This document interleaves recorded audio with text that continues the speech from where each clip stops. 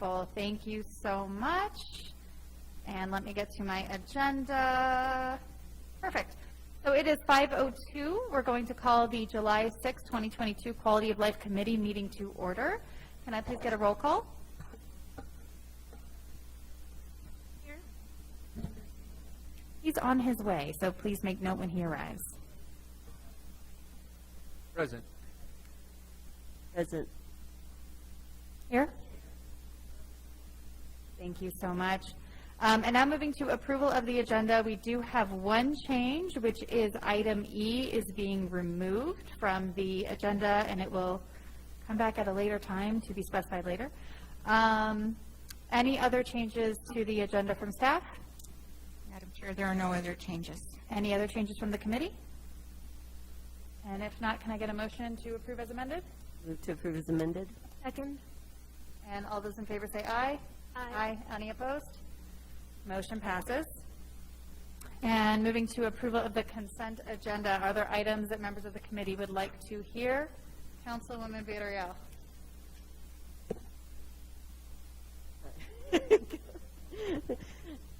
I'm a little slow this afternoon from COVID. I'm seriously feeling the effects after the fact, so please excuse my slowness. I just have to like regroup here, but you took off E, so let's see. I just have a quick question on item C and then item D. E and D, any other items to be removed by members of the committee? And if not, can I get a motion Move to approve as amended? as amended. Second. Thank you. All those in favor say aye. Aye. Any opposed? And motion passes. All right, moving on to approval of the minutes from the June 15th, 2022 Quality of Life Committee meeting. Are there any changes from staff or from members of the committee? Councilwoman Villarreal? Madam Chair, on item, or on page 15, oh, wait, hold on, 15. I can get there. It stated, my Prime Gov's really slow, but it stated that there was abstentions for one of the items. Hold on.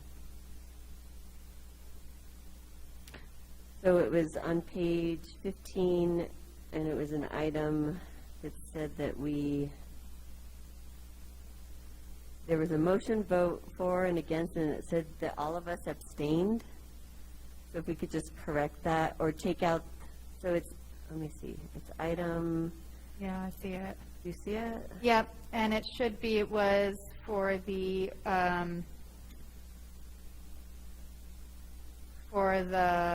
Junk vehicle? Hi, Lee. Yes, for the junk vehicle ordinance. We all voted for, so that should be changed. Instead of all of our names listed under abstain, we should all be listed under for. Correct?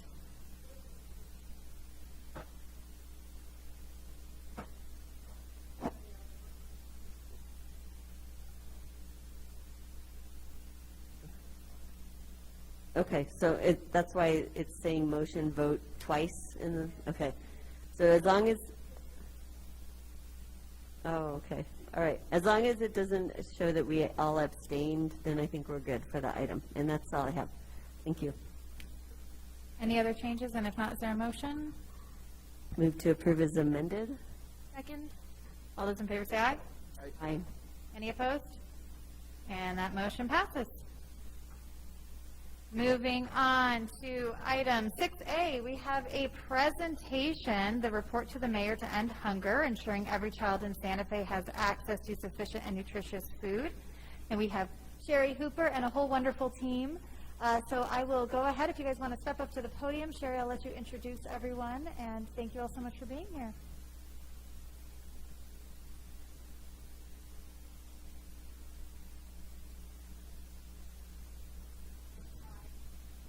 Let's get that mic on. There you go.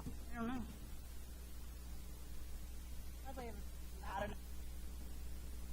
It's actually for the YouTube, so we do need it.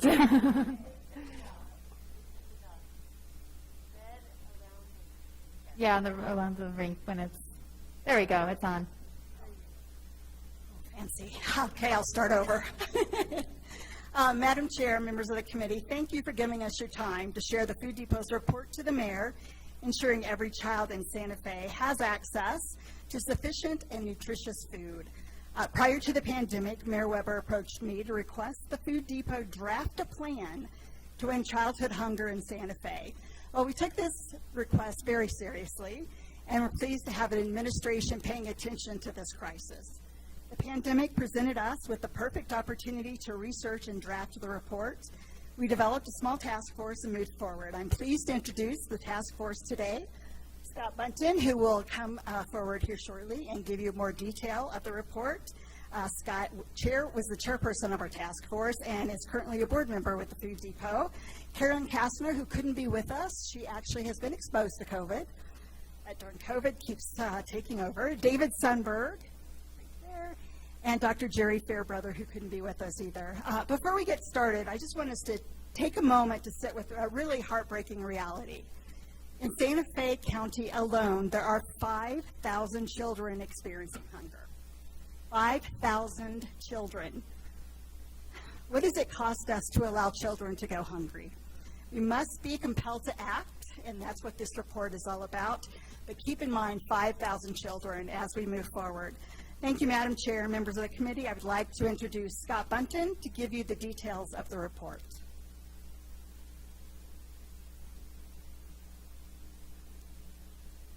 Thank you, Sherry. Madam Chair, councilors, pleasure to be with you tonight. Also a pleasure to see some old faces from earlier work with the city.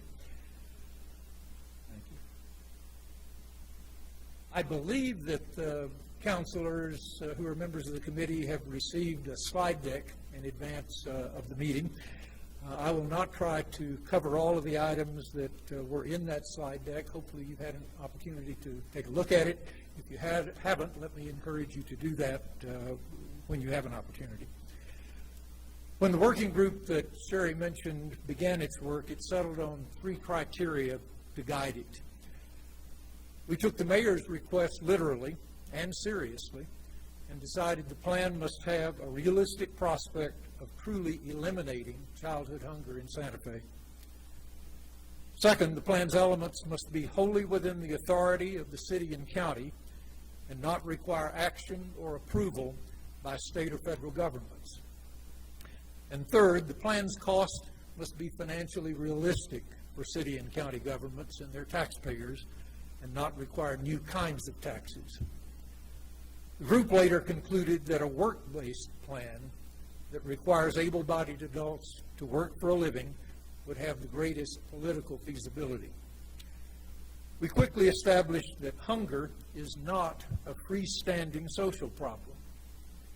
It is a symptom. It's a symptom of income and resource insufficiency. The only way to eliminate the symptom is to eliminate the cause. That's income and resource insufficiency. Hunger frequently is experienced by families whose able-bodied adults are indeed working, often full-time. These families have insufficient income and resources to meet their essential needs because their wages are insufficient. Massachusetts Institute of Technology, MIT, every year calculates separately for every county in the United States the wage level for a full-time working breadwinner that's necessary to enable a family to meet its essential expenses.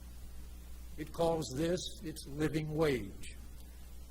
Last year, MIT calculated a living wage for Santa Fe County for a representative family of 3 to be $57,583. That equates to $27.66 per hour for a full-time worker over the course of a year. Santa Fe's current minimum wage is less than half that amount. It pays $27,000 a year at $12.95 per hour. It's important to note that 42%, 64,000 of the county's workers earn less than $50,000.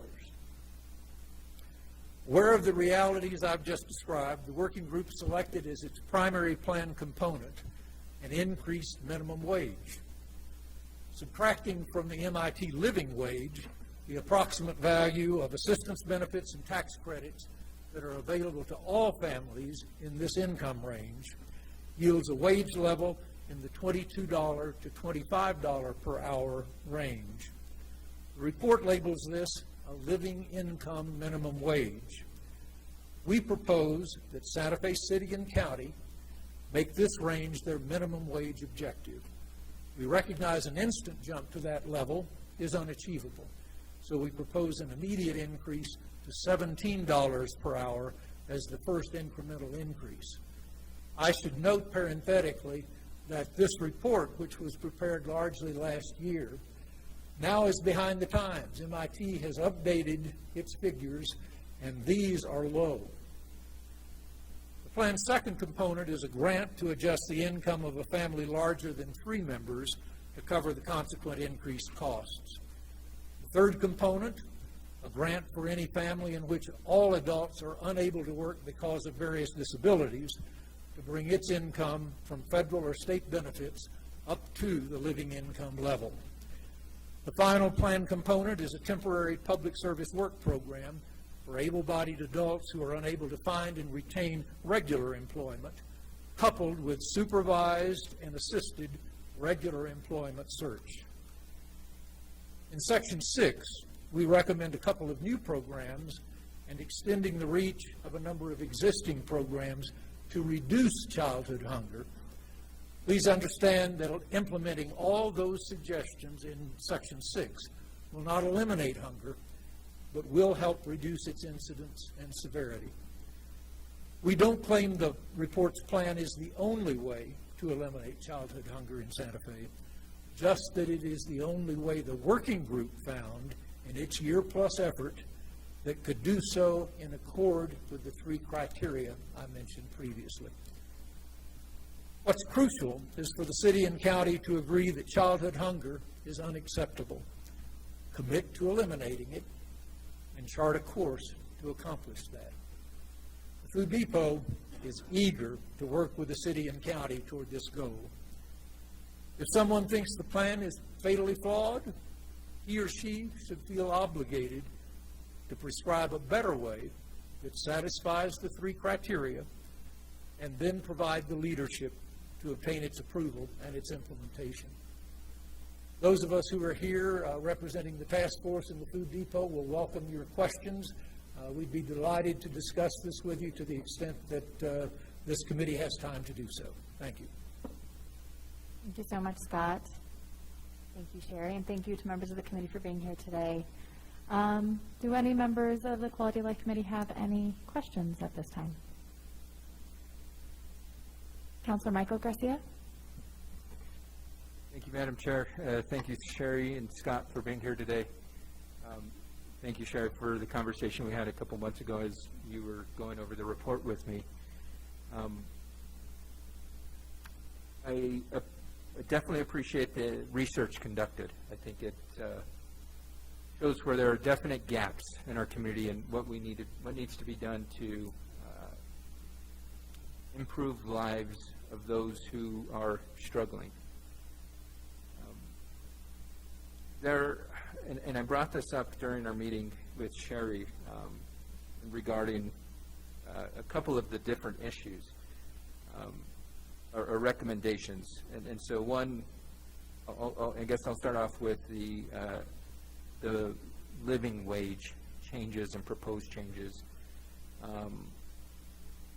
And this is where I didn't necessarily see it, or maybe I missed it.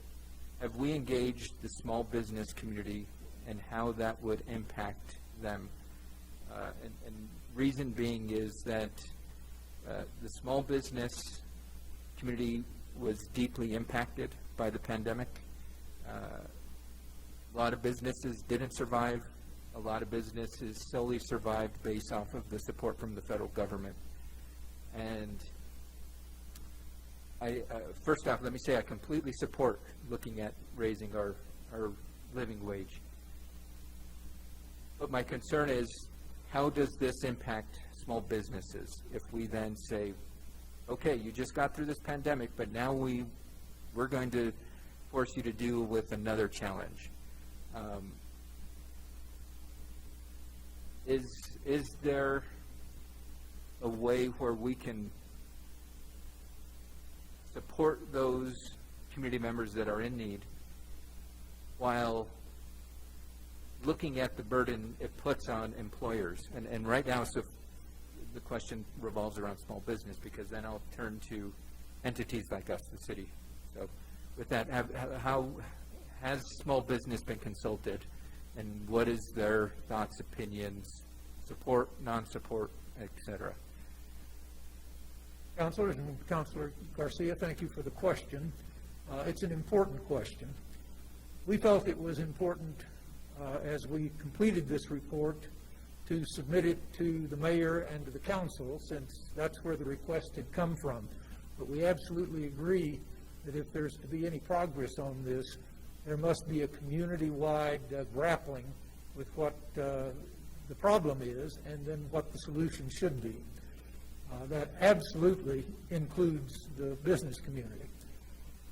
You are correct in pointing out that they have had some real challenges over the past 2 years, more than they have had on a regular basis. We know that there is some concern just based on preliminary reactions. But the Food Depot has already had conversations with, for example, the Chamber of Commerce about setting a meeting so that we can put our heads together with some of its leadership and talk about how this could be made workable, and also to make sure that we understand fully the problems that they would address. I want to point out that the city of Santa Fe has faced this previously and overcame it. In 2004, when the city increased its minimum wage to what it then called a living wage, it had the highest or the second highest minimum wage in the United States for a period of approximately 8 or 9 years. There has been movement in that direction, fortunately, in other jurisdictions, but that has overcome the city of Santa Fe's leadership in that respect. But when that occurred, there were great concerns voiced by the business community about whether it would be able to withstand this, to continue to make a profit, to continue to stay in business. The evidence is in front of us today that the city did do that. Its business community did do that. And we have, in this city, one of the most robust economies in the state of New Mexico. So I think there's reason to be encouraged that this kind of thing can be addressed satisfactorily, and that it is not a death knell for business in the community. Let me also point it out, and you'll see in the report itself, that there are references to 2 Nobel-winning economists who have done research on the impact of minimum wages on the business community. The most recent one won the Nobel in 2021 for suggesting that this is not as big a problem as it is often made out to be. There oftentimes is a reflexive response by the business community and its supporters that this is impossible. We can't possibly do this. But the impact winds up being spread in a way that oftentimes individual business owners aren't anticipating and aren't foreseeing. Back to your original question, we are not only ready but anxious to begin talking with the business community about how this can be made to work, and we hope the council will join us in that effort. Okay. Thank you so much, Scott. I appreciate that. I was in college during the raise in 2004, so I don't remember the details. So I don't remember if it was an immediate $5 jump as kind of what's proposed right now, the immediate from 12 to 17 with the gradual increase to 22, 23. It'd be interesting. I'd like to go back and look at those details if that jump was that big. I mean, that $5 jump it could make or break some businesses, and I'd like to really understand that impact. Now shifting gears to the city, the impact on our government would be deep, given we have a number of employees that are well below the $17 range. They just got a bump up to $15. And so with that being said, I know that with our $15 increase, we had concerns of compression and a salary compression. And I'd like for us to fully understand that impact, the compression impact of employees, because I think, again, I fully support us looking at bringing our wage to a living wage, but we have to understand the impacts and how we can make that happen without having unintended negative consequences. We have to move in that direction in a smart manner. So with that, I think that's where, on our end, thank you for bringing this forward. We need to do some work on our end now that these recommendations have been made. Around recommendation number 2, in providing assistance to family members, was it taken into consideration potential loss of benefits? I know that when there are benefits provided to individuals, such as Social Security, they can only earn or bring in so much amount of income. If they bring in even a penny more, it will disqualify them. And so that is where, was that taken into consideration? Because I want to make sure we're not having these negative unintended consequences where we get somebody signed up, they start receiving these additional supports, and then they meet with their caseworker to say, hey, look, I've been getting this, and the caseworker has to deliver some unfortunate news to say, you no longer are eligible for these benefits. And that is where we want to make sure, should something like this move forward, we understand those parameters, and not only we as potential folks operating such an initiative, but participants are well aware of those parameters. And so was that taken into consideration as these recommendations were made? Thank you for the question, Counselor. We absolutely were aware of that factor. What we decided, and what we would hope that the council would decide, is not to let that reality, which you have correctly described, put you in a vicious circle where it is impossible to consider a wage increase, because some people inevitably will lose benefits as a result of that wage increase. That captures you, freezes you, if you will, in ice at a time when already those those wages are insufficient to enable a family to meet its basic and essential expenses. There is a problem. It will have to be addressed. There will be some recipients who will face a cliff. That is a reality of the social insurance system in this country. It is something that we need to grapple with not only at the local level, and irrespective of whether the city and the county move forward with the plan that we propose, it needs to be grappled with at the state level and the federal level. Those cliffs need to be at the minimum softened, if not eliminated. We're aware of it. We couldn't completely absolve the plan of those effects.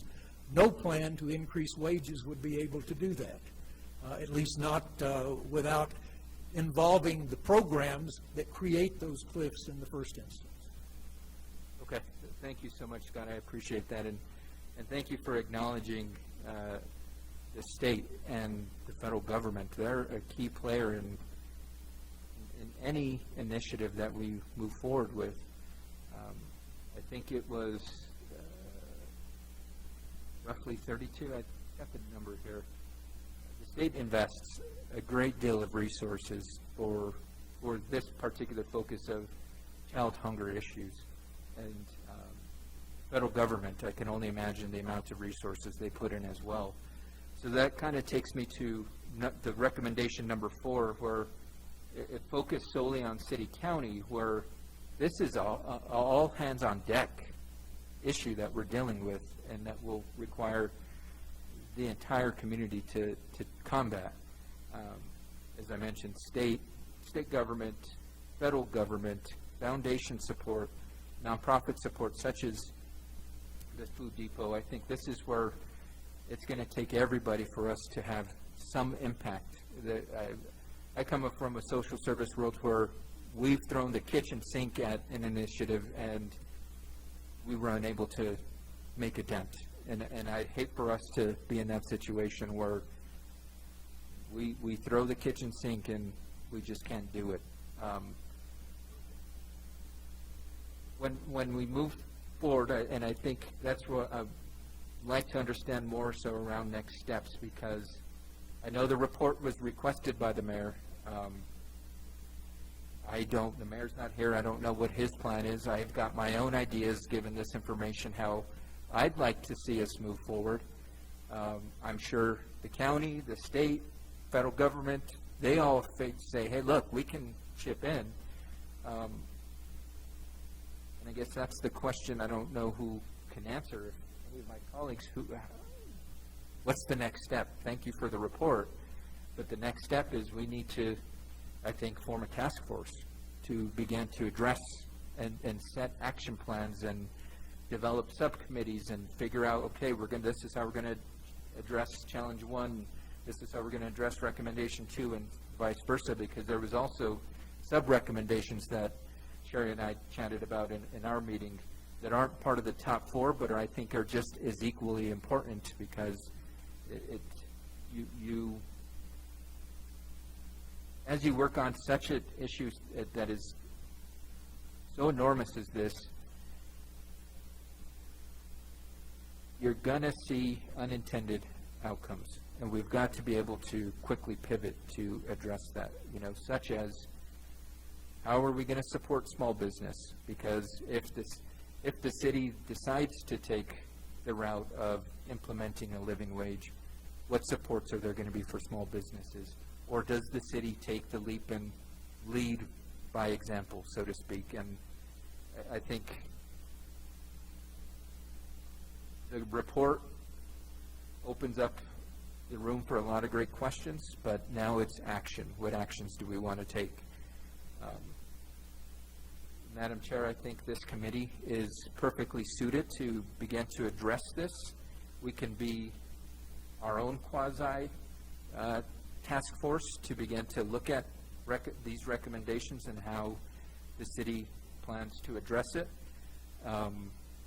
Because I think all 5 of us here agree that the recommendations brought forth are valid, and we as a group can begin to determine how we feel we might be able to make an impact as a city. So with that, I appreciate the report. I appreciate the time and effort that the committee put into this. I look forward to the future conversations, and I think this is just the first baby step in the many bigger, gigantic steps that will be before us. And I think the end goal is to improve lives of not only those facing hunger, but all the other trickle impacts that communities face due to hunger, health issues. It can go on and on. And so with that, thank you, Madam Chair. Thank you to the presenters. I really appreciate your time and effort you put into this. Thank you, Counselor.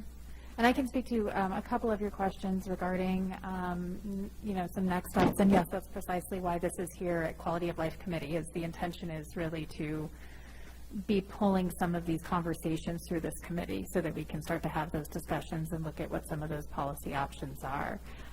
So that's why it's here today. So thank you. And yes, this really is the beginning of a conversation. And as you mentioned, there are still a number of different stakeholders and feedback and opinion that as we start to explore some of these policy options that would be brought to the table. So thank you so much. Councilor Chavez. Thank you, Chair Cassett. Sherry, it's nice to see you. We had a very good meeting, but very short. And thank you for your work on the report. It interested me right away. I would challenge to say that hunger is a symptom or a result of trauma. And so I just want to shine light on Section 6. I actually think Section 6 and those action steps need to be solid in order for the raise of a minimum wage to even have impact. And so I know that it's written as these need to occur while we slowly increase the minimum wage, but really, for there to be true impact and for it not to be a Band-Aid. And Sherry and I had this conversation as we often address the outcomes of trauma in our state. We have generational trauma that we are digging ourselves out of, and we may never. Unfortunately, it's a sad, sad reality. But because of that, we often are quick to move to big initiatives or what we think would be the most helpful, and they end up being Band-Aids that have little impact, right? And we still see the results of the problem we're trying to fix, and then it grows and grows and grows, and it's because we're not addressing the root cause. What's really amazing about your report is Section 6, because Section 6 actually addresses the root cause of hunger, right? Making sure we have childcare and we have education opportunities and career opportunities. Those need to be solidified, and we need to be confident that they exist and that people are taking advantage of them and that they are large enough and accessible enough before we would even see a positive impact with an increase in the minimum wage. And of course, that's just my opinion, but I do have a lot of experience when we are talking about trauma. And so I was excited about Section 6, and I know the presentation itself was mostly about the increase in the minimum wage, because Section 6, those are doable things. You know, we have Councilor Cassett that's been working on child care with many other teams from the city. We have a lot of people already putting things into play within that section that will actually address the root cause of why hunger exists at the level that it does. So I just wanted to shine light, you know, to my colleagues on that section especially, because that was the one that was more excited to me as the true solution. Having those items put in place so that you could ask any stranger off the street how they would access, you know, career opportunities, or, you know, how do you access free food for your kids during the summer? Having our community be very knowledgeable on those things is how we're really going to address it. So I'm not sure if your team has really discussed that and how important that section really is, almost, in my opinion, more so than the increase in minimum wage. But I would challenge you guys to have that discussion, because in order for the minimum wage, for people to really be successful, for it to be sustainable, for them to have households that they could sustain, have food on the table that keeps remaining on the table, what you shared in Section 6 is just so valuable. So I just challenge you to really pay attention to that and emphasize for policy, and emphasize and encourage us as your leaders to push for programs that address all the items within Section 6. Thank you. Thank you, Counselor. Councilwoman Vitarell? Thank you, Madam Chair, and thank you to the team for all your work on these topics. Good to see some of my old colleagues that used to, it was interesting reading through this, because I felt like some of these suggestions, especially in that Section 6, were things that we'd already talked about when I was on the Food Policy Council. And it also frustrates me because we've been talking about them for so long and we're still not there yet, and it's not because of not of the will of the folks that have been part of the Food Policy Council over the decades, but just, well, a lot of different things. And I think about root causes as well. Really, like, the overarching problem I see that we're not going to solve probably in our lifetime is capitalism. That, to me, changes everything when you work with a structure that's already inequitable. But although we're not going to be able to tackle that, I think about the other kind of like root causes, and that was one thing that I felt I wanted to see more of in the report about the racial, gender, and social inequities. Those are the things that actually lead to income and resource inefficiencies and such. So I'm always interested in those kind of details, And I think we would need to show the data, like what's supporting and why children are hungry, and what's the breakdown and demographics of what that looks like. I mean, I think that's important as well. The one thing, I guess I am also interested in next steps, because there's a lot of different things that funnel together that actually work in unison that are in the report. And I think the majority of us probably do agree with the increase in the minimum wage or the living wage, and just trying to figure out how that all fits together. So I guess I was curious what you all were thinking in terms of next steps. Like, what was your vision for next steps after the report was complete? And did you have a plan of prioritization, or was there something that would help guide us? Because, unfortunately, this is a report that everybody could take from it and put their own ideas behind it in terms of a resolution or ordinance. For me, I would love a more concerted effort that's unified so that we can work together on it, because there's a lot of different stakeholders that will be involved, some that will be in support of this, some that will definitely not be in support of it. So I guess I'm curious what you all were envisioning for next steps and prioritization. Madam Chair, members of the committee, Councilor Villarreal, several next steps. I actually have it on my list tomorrow to contact Mayor Weber to ask him to help us develop a task force so that we can move forward. I want to address, too, what Councilor Chavez said, that and I know that Councilor Cassett and I have had this discussion, that to respond to you, that this is not only about raising the living wage, but also reducing the cost of living in Santa Fe. And I think that that's what Section 6 looks at. So we recognize that there are so many other issues around hunger and poverty in this community, and it's transportation, public transportation. It is connecting people to the right services. We know we love the Connect program that the city has and the county has. We know that it's affordable child care, it's affordable housing, it's affordable medical care.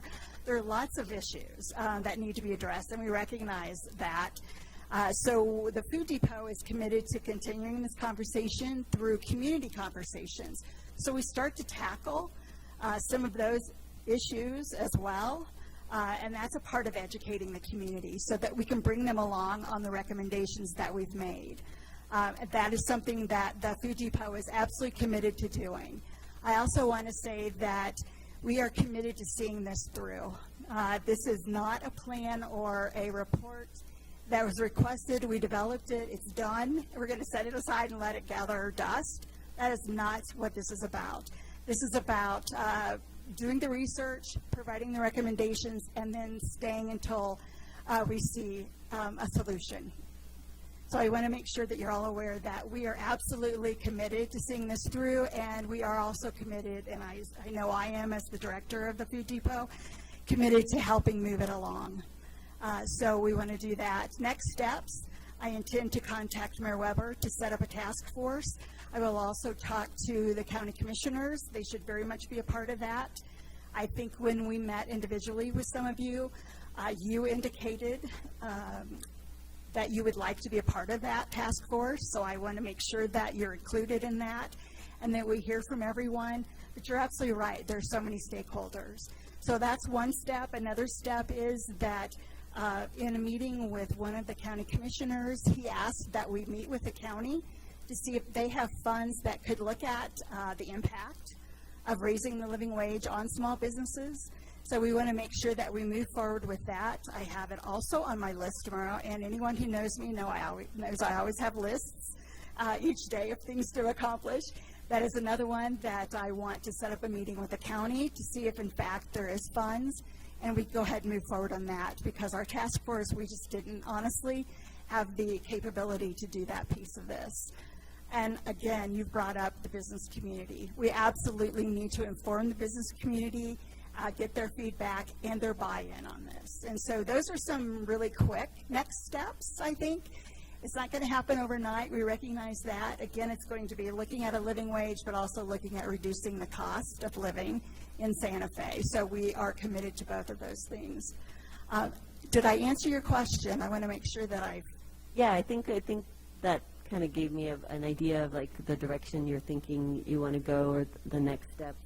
And, you know, some people would be like, oh, another task force. I mean, we're working on this health and community health and safety task force that obviously has been delayed because of COVID, but it takes a lot. You know, it's like getting community members and their time, and it takes longer than you think, and obviously these are like issues that we want to solve immediately. But I think it would be helpful to kind of steer that in the direction, as you were saying, with outreach to stakeholders and having community conversations.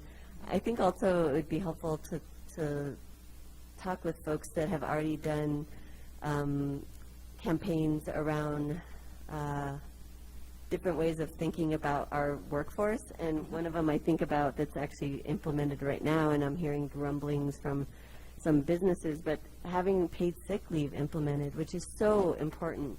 And what I'm hearing from some businesses is like, I just think it's so offensive, actually, what I'm hearing. And, you know, some other business owners I've talked to, they said, well, we think it's important. The only thing is the way our businesses are structured, the costs that we will have to be able to pay for paid sick leave will then just get transferred over to the consumer. And I said, well, that probably makes sense. And and then how does that impact everybody? I don't know. I think in the long run, we'll see that paid sick leave is a good thing for businesses and for workers. And I guess I would just suggest, like, Olay has worked on that. Olay, the nonprofit out of Albuquerque, has worked, 10 years probably on that issue, and it finally got passed. But it would be good to kind of learn from them about lessons learned about that process and what worked and what kind of businesses actually were supportive and why. Because I think it also aligns very much with, like, increasing the living wage and what kind of, there'll be businesses that support it and they'll say why, and then there'll be businesses that don't. So I think it would be good to just, like, from a nonprofit point of view, because I work in the nonprofit, I always want to know what what nonprofit activism and their advocacy look like and their strategy, so that might help us to like think about what this will be as we move forward.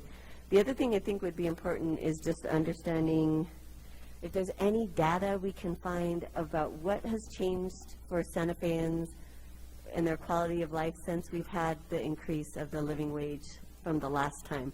And I'm so curious about, like, did we have less people move? Did more people stay in Santa Fe? Was displacement reduced? I have no idea. I don't feel like it has, but I'm just curious if there's things that we could pinpoint specifically with that increase and why it was important for Santa Fe, other than, you know, more people being able to live here. But I don't know, have you all run across any data about that yet? Because I think it would be so important to see what that, like, I don't know who will do that research. I'm not saying Food Depot has to be the only one trying to extract that, but I think it would be so important to see that trajectory and what has been beneficial to Santa Fe since we've increased the living wage. And I have never seen that data. I think it has been beneficial, but I don't know what it has done to the quality of life of Santa Fecinos and where we are today. So that would be, I think, important, the data piece.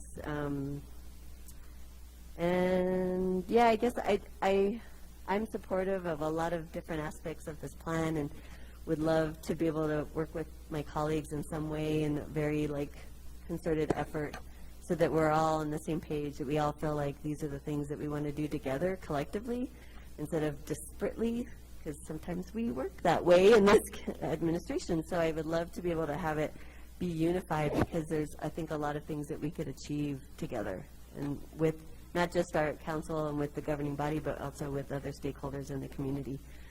And that's all I have. Thank you. Thank you very much. Thank you, Councilwoman. Councilor Lee Garcia. Thank you, Madam Chair. I guess just to kind of hit on that number, 5,000 children. It's heart-wrenching to hear that when you really come to a realization of how many people really struggle with this. I think that it's important, and as my colleagues here have stated, that it's really important that we bring different perspectives to really get to a solution, because I think that's what we're striving to, whether it's $17 minimum wage, expanding on programs that are already available, pinpointing what is working, get rid of the stuff that isn't working, and really go from there. You know, I can definitely sit here and look at it from the perspective of a small business person, because I am a small business person, and I can see how these minimum wages can affect smaller businesses that really don't have the ability to pay that. And so, you know, working with them and finding programs that help them and to see how can you achieve that for your people, because it is important.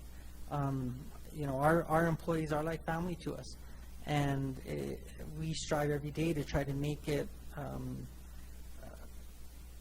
we see what they go through as well.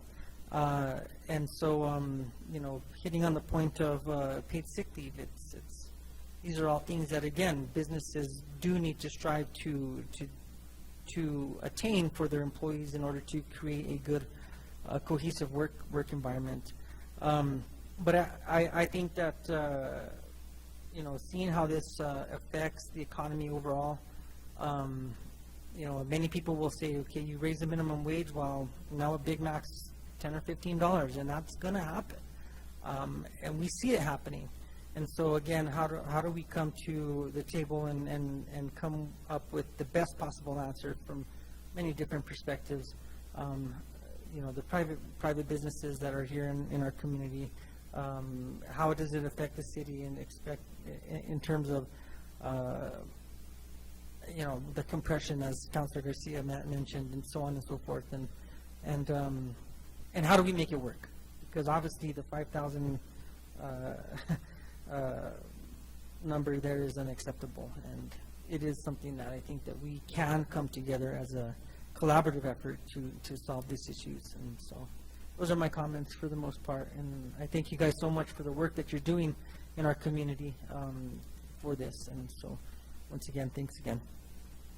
Madam Chair, may I say just a few more remarks? Absolutely, go ahead. Right, thank you. I've been in this work for more than 30 years. I've worked in food banks in Missouri, and here I've been at the Food Depot for more than 20 years. And in that 30 years, we have not moved the needle on hunger. I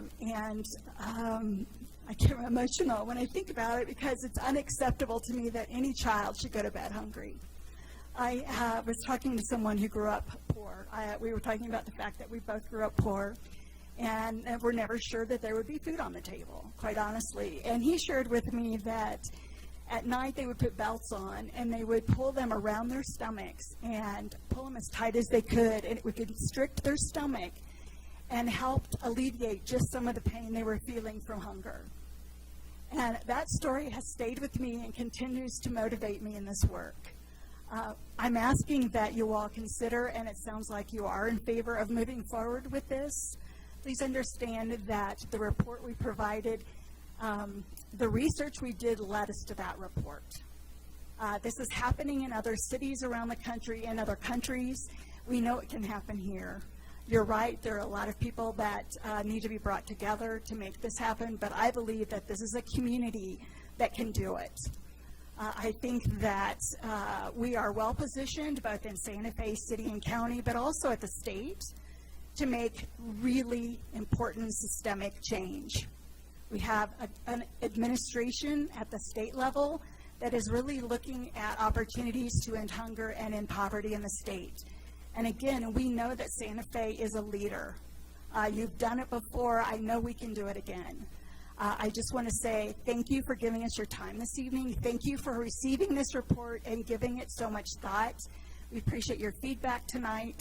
And again, I want you to know that we are absolutely committed to seeing this through. So please call on us and let us know how we can be of help.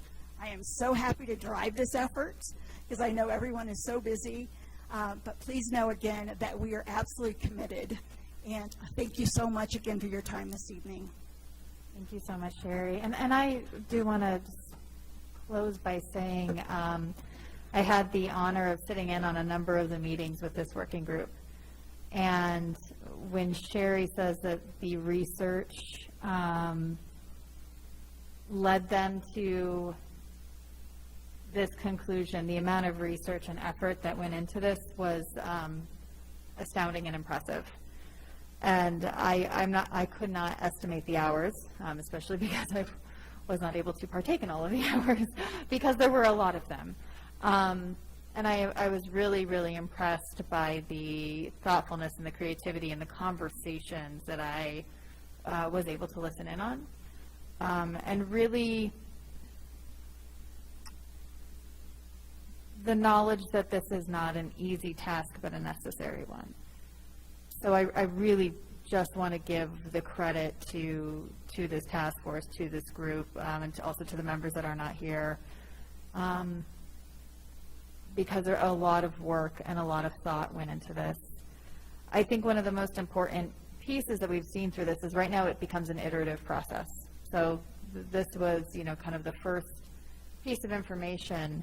And as we all know, with any good policy, we start to now have these conversations, these large conversations of bringing a lot of different people to the table, and a lot of the back and forth, understanding that in any situation, the initial solution usually is not the final solution, and it is part of that process. And I really am glad to hear that this group will be here, because having seen firsthand the impressive minds at work, and the passion, I'm very happy to hear that commitment will stay as we continue to look at this really large issue. And all of the various touch points we have, as was brought up, the living wage, everything in Section 6, and Sherry and I have frequently had this conversation where I pull up my hands and make these little scales of, there's how much it costs to live and how much we make, and how do we start to balance these out, and really looking at the variety of ways that we can come to more equilibrium, because we know we're not there. So thank you all so much. Thank you for the report. I know that we will be continuing with these conversations, and I look forward to speaking with you all again. Should not turn off my mic because I'm still running this thing. All right, so let us move on to items pulled off consent. The first was item C.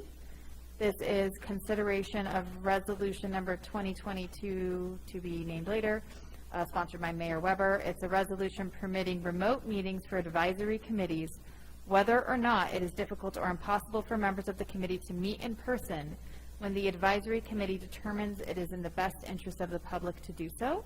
And we have City Attorney McSherry here to answer questions and present. And Councilwoman Villarreal, you pulled this item off. Thank you, Madam Chair. Just a quick question. Thank you, Erin, for joining us.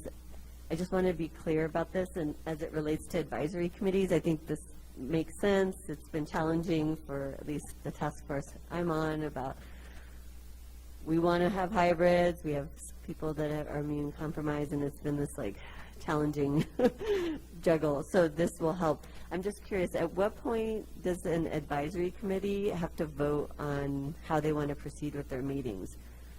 And I ask that because, if it's not on the agenda, can they still vote on a plan for the next few meetings, or what's going to be required of them about how to proceed?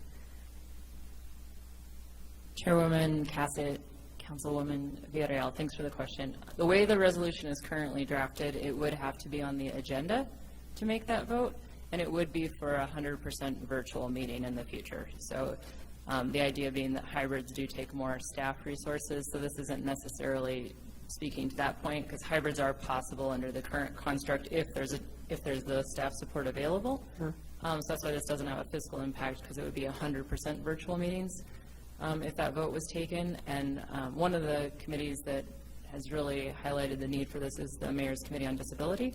I met with them to discuss some of their concerns, and I think this was a very high priority for them. And I know that other committees also think that their participation and the public's participation would be greater if they were able to at least sometimes hold entirely virtual meetings.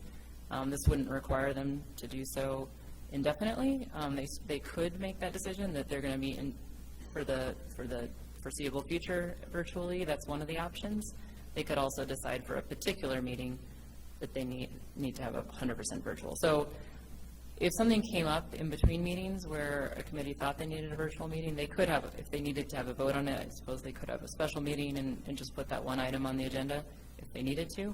But the way it's written now, it would have to be on an agenda. And that would give the opportunity for the public to comment on that, and they would get to hear from the public about it because it would be on an agenda. So say a committee says we want to meet entirely virtually, they put it on an agenda, and then they hear from the public saying, actually, we prefer you hold it in person. They'd at least have the opportunity to hear from the public. Because this resolution would require them to make a finding that it's in the best interest of the public to hold a virtual meeting.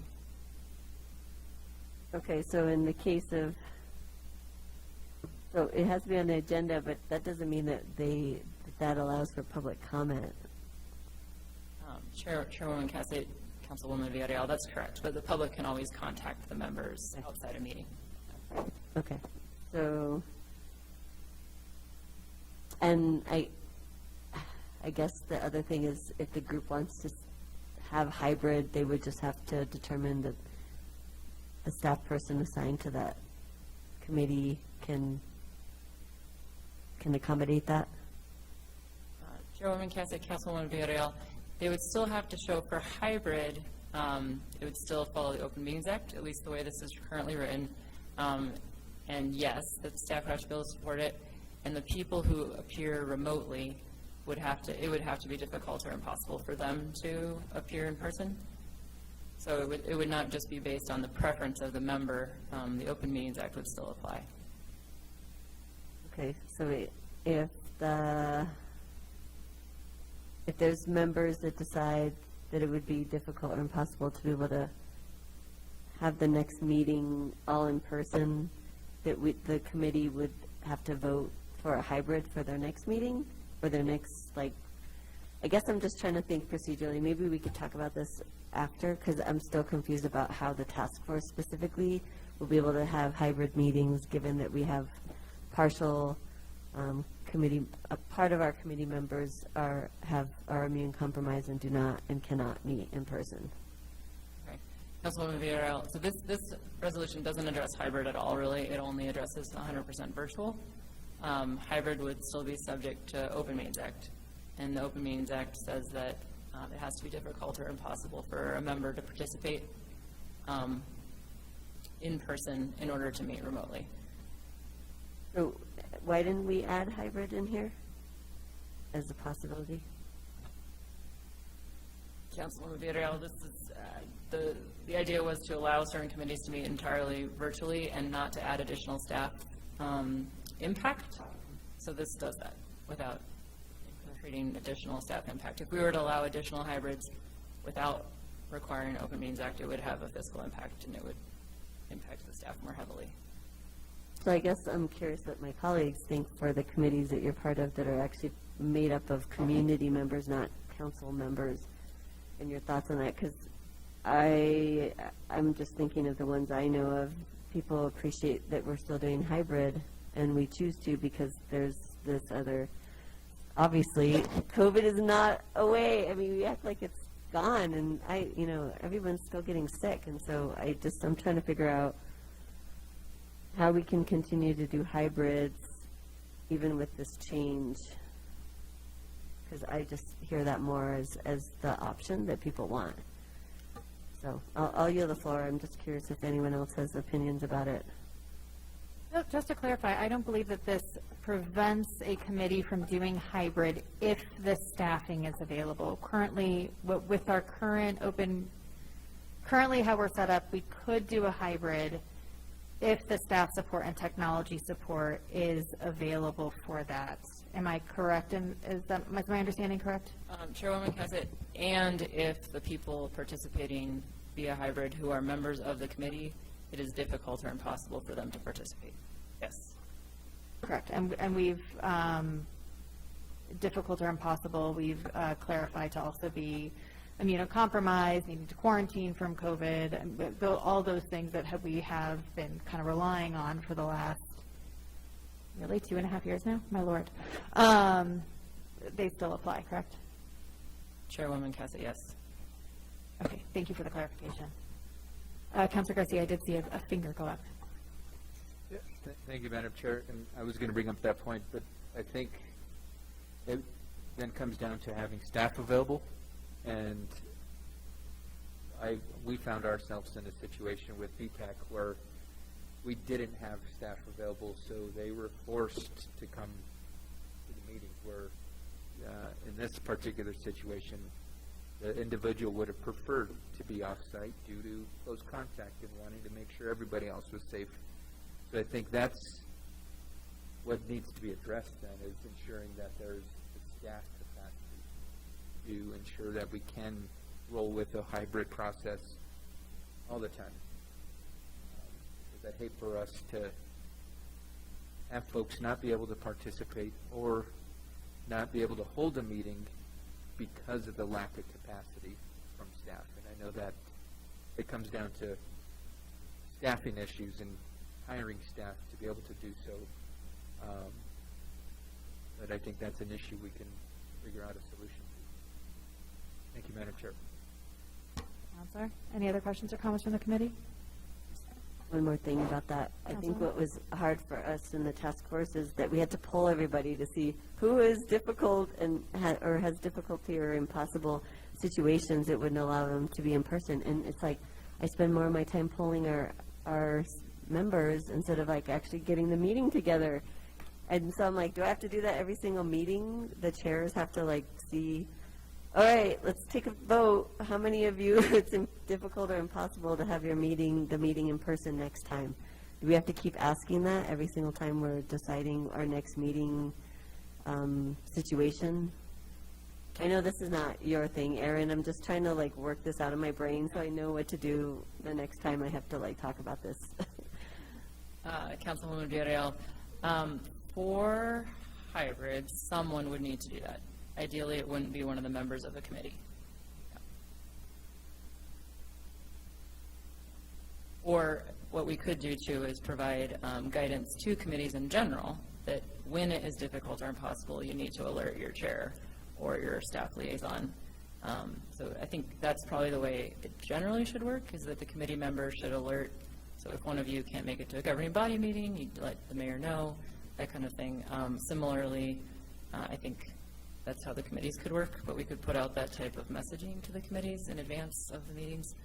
Let me know if this is the circumstance, and we can determine if we are going to have a quorum, that kind of thing.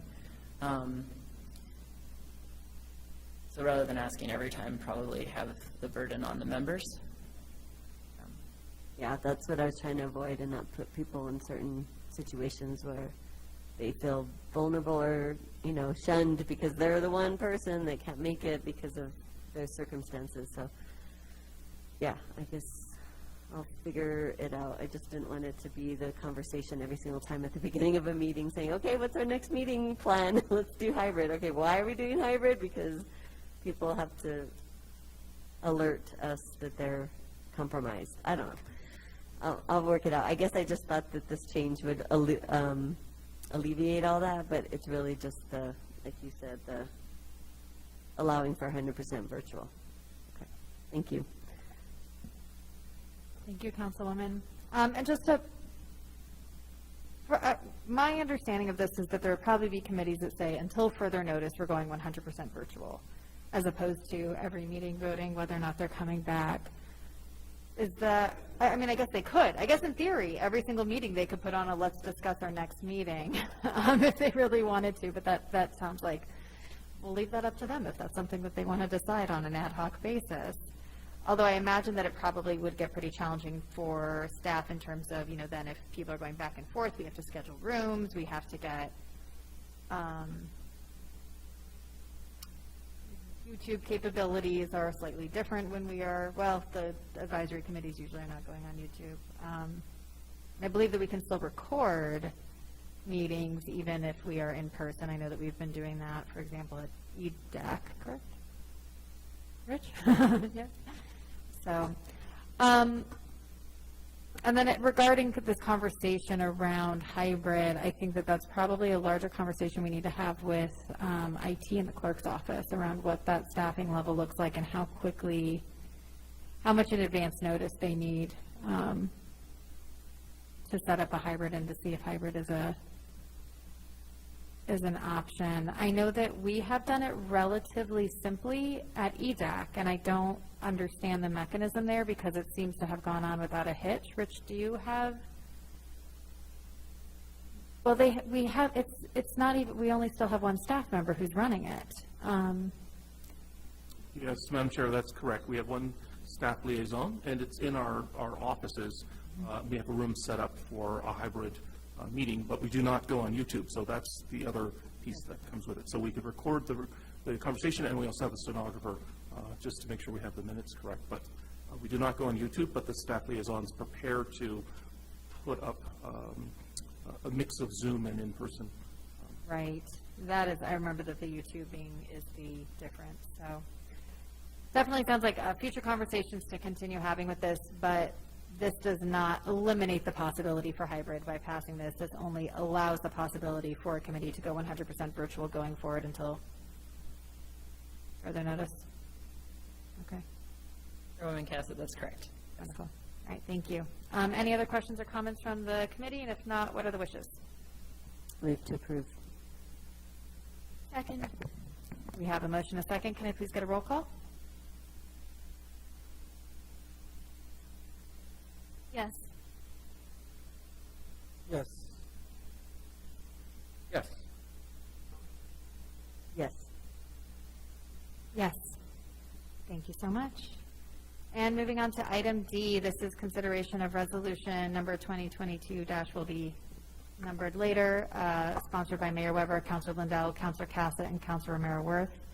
It is a resolution establishing the manner of appointing a charter review commission in 2022 and identifying certain topics for the commission's consideration. And Attorney McSherry is here for this item as well. Councilman Vitoriello, the floor is yours. Madam Chair, I'm going to pass it to my colleagues so I can find my notes, and I don't know why they're not coming up in PrimeGov, so can you hold off on my... Sure. And are there other members of the committee that wish to speak to this one? Councilor Michael Garcia. Thank you, Madam Chair. And so, got one question, and I guess since you're the only sponsor present, and probably is directed to you. On page 3, it lists some recommendations about topics to be discussed. And one of those topics is item G, whether a city councilor who has lost a campaign for mayor may retain office after the inauguration of a new mayor. I'd just like to learn a little more about the reasoning for that proposed topic. Sure, I can kind of speak to this. This was a add-in from another one of the sponsors, not my, so I would be speaking from my understanding of the conversation, but at another time. The question around this one has to do with the equity that if you are a counselor that your election is in a mayoral year, if you want to run for mayor, you have to give up your seat. But if you are a counselor that is not in a mayoral year, then you don't have to give up your seat and you can simply run and still retain your seat. So there's that equity between the different members of the council based on your different election years. And then the other one has to do with really the kind of mood of the council or the ability to partnership with the new mayor if you had just run a campaign against them, and whether or not people believe that having individuals run and then somebody able to retain their council seat would negatively impact. That one is my understanding of that conversation.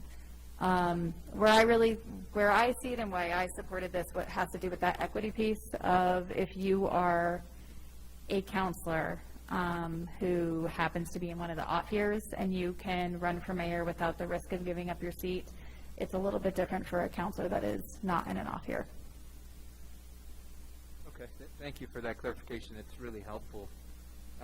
Just because I've never seen anything like this ever in my 20-plus years dealing with political campaign races, being involved in politics. I think that is just the way the system works. And I'm absolutely not in support of this topic. I understand the equity piece, but that's, again, if somebody wants to throw their hat in the ring for a race for mayor, and they should lose, those constituents should then make the decision whether or not they want to keep that counselor. We see it at the state level where somebody has to give up their House seat. You see it at the federal level. Somebody has to give up their congressional seat should they want to seek another office. You see it at all the way up to the presidential level. So I think those are decisions that that individual has to make. And we should not be forcing this rule upon folks who are duly elected by their constituency. You're basically punishing a constituency. The second point of negative impact, I don't buy that in the sense that you see a lot of times where there are candidates that go against one another, and then after the fact, one of the candidates wins, and they bring them into their cabinet or their staff in somehow, some way. So I don't see that negative impact. I see it actually as a positive, because you see somebody who can bring that vision and passion to move the city forward. For example, let's look at our current presidential administration. How many of the cabinet members ran against Biden?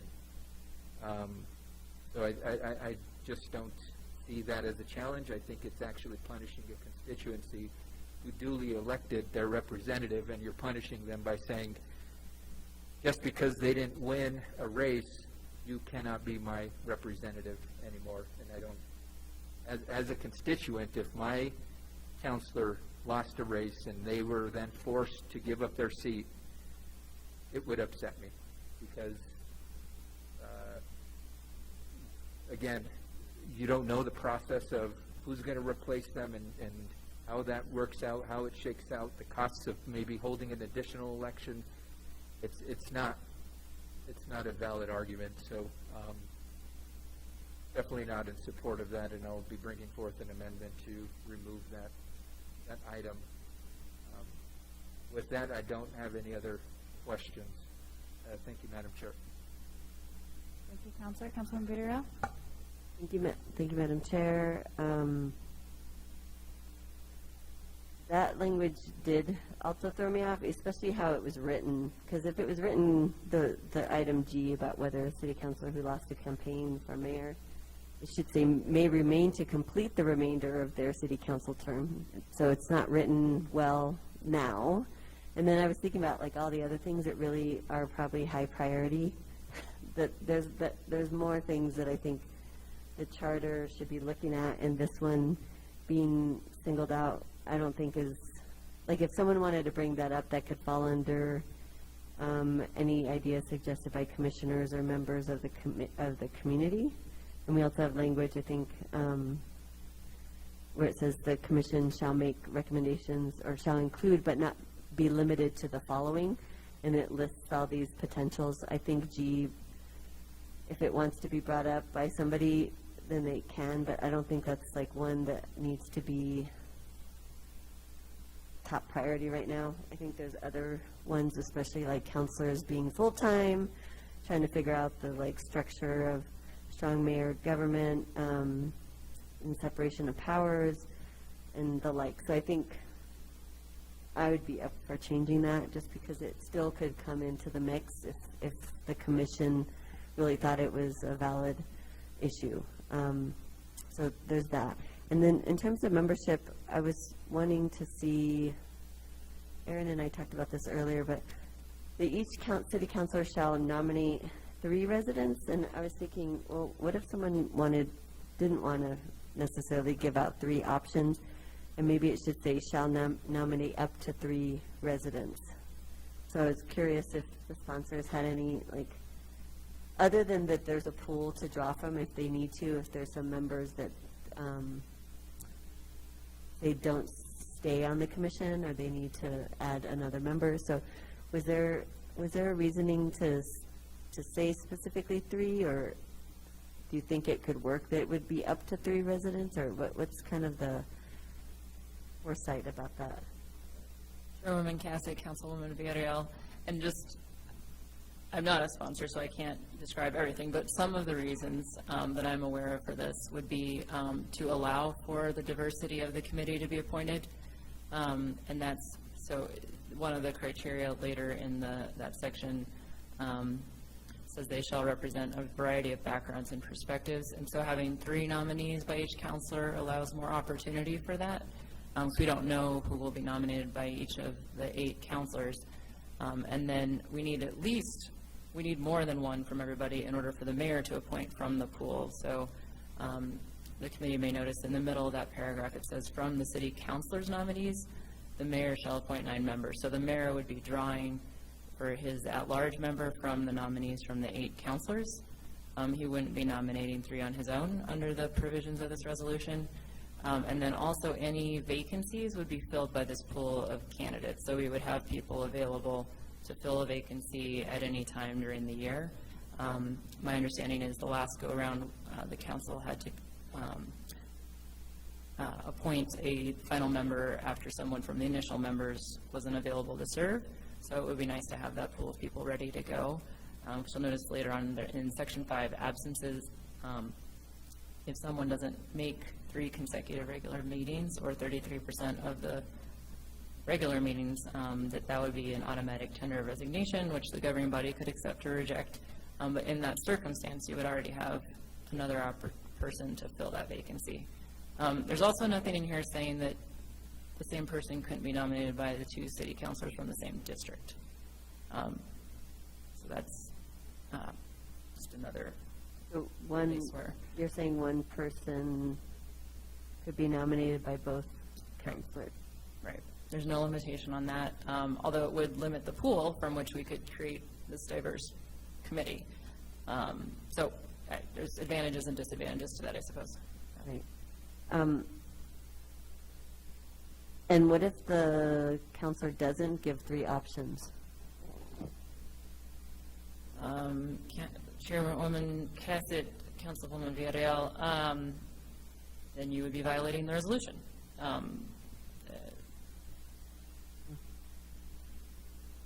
So then I guess I'm just trying to figure out the implications if someone just said, oh, I'm really picking 2, or I only came up with 2 people that have experience or want to do this, and that they would be penalized for not having 3, other than you have less choices in the mix. But ultimately, the mayor would pick. And so I'm just curious what would happen, because can't force people to pick 3 people. Councilwoman Villarreal, this would require that, so if there's an interest in not doing that, then council should probably amend the resolution. Was there other sponsorship reasoning behind that, the 3? No, that was really, I think Aaron really covered it. We had discussed everybody nominating 1 person, and where we started to falter was wanting to make sure that there was a pool big enough for the diversity component, as well as the conversation around making it easier if we do have to do replacements, and making sure that that pool is there. So providing that larger group of options for the mayor, we thought would be helpful both in the balance that we would like to see, as well as just expediency. It's not something that we want to have to come back to and have the discussion of getting more nominees again, but rather having a pool of replacements already vetted. Okay. I don't recall any other portions of that conversation, but you may want to reach out to the other sponsors and see if there was other reasoning from their perspectives that I've forgotten about. Okay. I'll think about that one more. I guess I was just thinking that we should allow up to 3 options for each counselor, because it doesn't necessarily determine the diversity, because the mayor ends up ultimately picking. So I don't know. I'm still kind of ambiguous about that one. Still with our approval. So if they come, back and we see a non-diverse committee, we can say, the diversity is really not here. Yeah, well, we know how that goes in terms of appointments. I think it's kind of a done deal when it gets to us. I think on that same line, on line 6, where it says nominate 3 residents from the counselors' representative districts, or counselors' respective district as potential candidates, it probably should say, because it's already saying it's candidates. It should say, each city councilor shall nominate 3 residents from the counselor's respective district as potential candidates for membership. So maybe we add in potential, because they're not necessarily going to be. Line 6, page 4. I don't know if that one word makes a difference. If they're candidates, they're not official members yet, maybe? Is that the reasoning? Councilwoman Villarreal, I think we're distinguishing candidates versus appointees. Okay. So it would be a candidate for appointment. So you're eligible basically once you've been nominated Okay. and filled out the application, basically saying, I accept this nomination, and here's why I'm interested. Got it. Okay, that helps.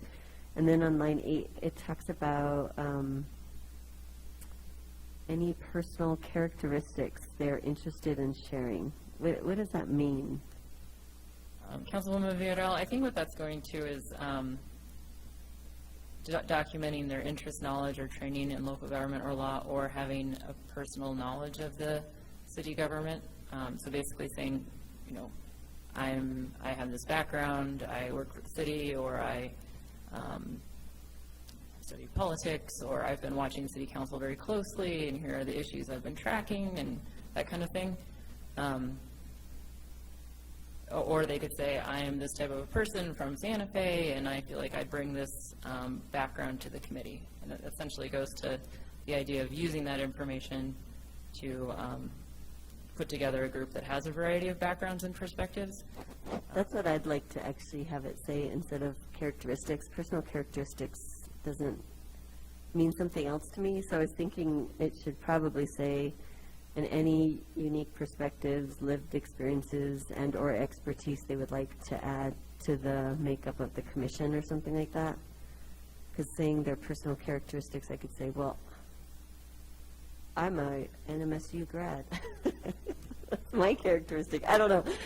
It doesn't define it for me. I don't know what that means, personal characteristics. It actually makes me think of like their, maybe even, I don't know. I guess I'd rather it say something specific, like their unique perspectives, lived experiences, and expertise that they would like to add to the makeup of the commission, or something to that effect. Councilwoman, I think that would be in line with what's the nature, that what's intended here. So something like that makes sense. Yeah. Okay. Well, I'll think about a amendment there, because I think it doesn't define it so well.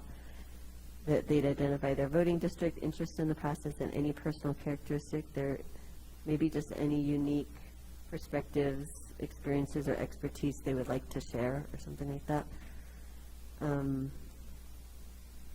And then the last question I had was about staff liaison. It says the city attorney and or the city attorney's designee shall serve as the staff liaison.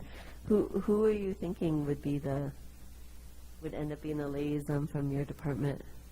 Councilwoman, I think I'm planning to be involved with this commission, and then the reason I wanted to make it broad is because I can anticipate that there's going to be a lot of research questions, and I might assign specific attorneys to look onto specific issues. So it might be like someone looks at term limit questions, or someone looks, you know, that type of thing. So I want to have the ability to designate folks for certain topics, perhaps. You know, if there's something that that the commission wants to add about land use in our charter, I'd like to involve my land use attorney. Right. I just can't anticipate everything that might come up, so I do want to have some flexibility in perhaps involving multiple folks. I think it's a very exciting opportunity for my office, really, to be involved in some really core questions of governance. I think so too. I think there already have been questions about structure and how things have changed and what we can do better. And yeah, I mean, I think this is really important, a very important commission. I hope we get a good makeup and diversity of folks that really do want to look at things objectively about our structure of governance. I would really want people to look at how we can consider making counselors full-time. I think this has been an ongoing problem that we've had for the city structure. So, yeah, I think overall, obviously, I'm supportive of having the commission and kind of what we're outlining as their duties and responsibilities. And maybe there'll be some adjustments to the language as we move forward. And that's all I have. Thank you. Thank you, Councilwoman. Any other questions or comments? And if not, what are the wishes of the committee? Move to approve?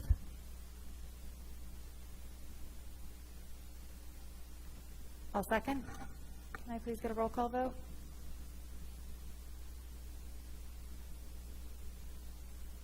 Yes. Yes. Abstain. I'm going to abstain for now so we can make some language adjustments for the next meeting, committee. Thank you. Yes. Wonderful, thank you so much. All right, back to our agenda. We have no action items under discussion. We have no executive session. Matters from staff. We have no changes or no discussions. No matters. Thank you, Loretta. Any matters from the committee? And matters from the chair, our next meeting is Wednesday, July 20th, 2022, and at 6:28 we are adjourned. Thank you.